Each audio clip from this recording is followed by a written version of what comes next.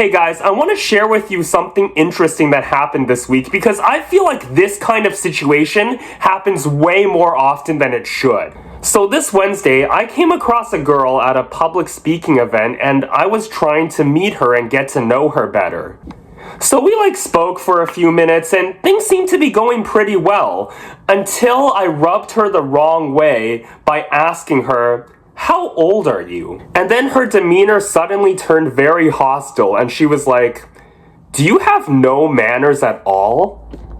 Keep in mind, I was taken aback because this is a question I ask almost everyone that I meet. So to me, it seemed like nothing was out of the ordinary when I asked it. So things kind of got awkward between us and we just kind of walked our separate ways for the rest of the night. Now, from appearance alone, she looked to be about 23, 24 years old, but I later found out indirectly from a friend that she's actually 35. After hearing her age, I realized what a grave mistake I made, and this was really a big moral ethical mistake. The fact that I asked her age and she said no, but then I went out of my way to go through whatever boundary I could to find that information, big no-no. I acted entitled like I deserved to know that information when it really was none of my damn business. Now, for those of you who have been subscribed to me for a while now, you would know that I would never go out of my way to purposely insult, injure, or hurt someone emotionally or physically in any way, shape, or form. There are questions that I obviously would never ask anyone, like how much they weigh or how much money they make, because that's just straight up offensive. But age seems like it crosses a gray area.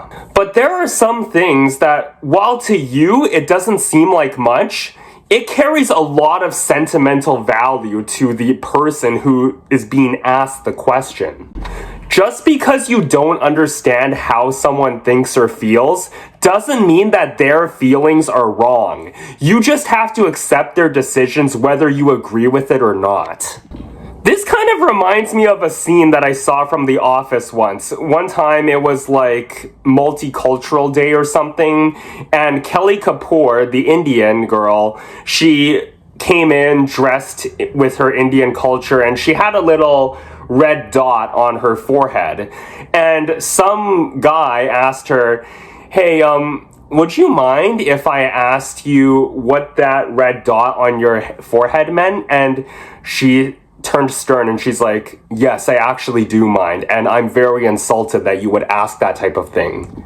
Both me, the audience, and the guy who asked the question don't know why it's such a sensitive topic, but it clearly was a sensitive topic to Kelly, and it would be impolite to go out of your way to try to seek that information even though they already expressed discomfort regarding it. Their reasons are absolutely justified and they don't owe you an explanation as to why they feel a certain way.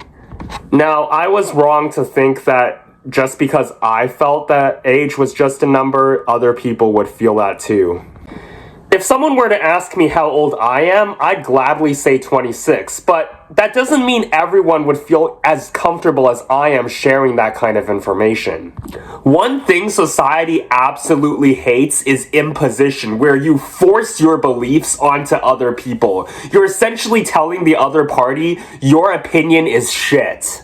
Now, on the other hand, anger was probably not the most appropriate response to this type of question. A lot of times, we're not trying to offend you and we were simply just curious when we asked the question or questions. A more appropriate response would have been, "Sorry, I prefer not to answer this question," or "Sorry, I'm not comfortable with this question." If someone doesn't feel comfortable about a topic, they're entitled to that opinion. They don't owe you an explanation. Who are you to judge what they can and can't feel? So, to the lady, if you're watching this video, I'm very sorry for how I treated you. I really had no idea that you felt that way. In the future, I'll try to be more attentive to your feelings and emotions.